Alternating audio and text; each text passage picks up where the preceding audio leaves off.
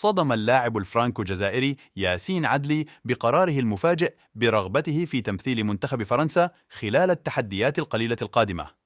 وحسب ما كشفته صحيفة ليكيب الفرنسية، فإن اللاعب الفرانكو الجزائري يريد الانضمام إلى منتخب الديكة. وقالت ليكيب إن متوسط ميدان ميلان وصاحب 23 عاما لم يعطي أي إشارة للاتحاد الجزائري لكرة القدم بشأن تمثيله الألوان الوطنية مستقبلا.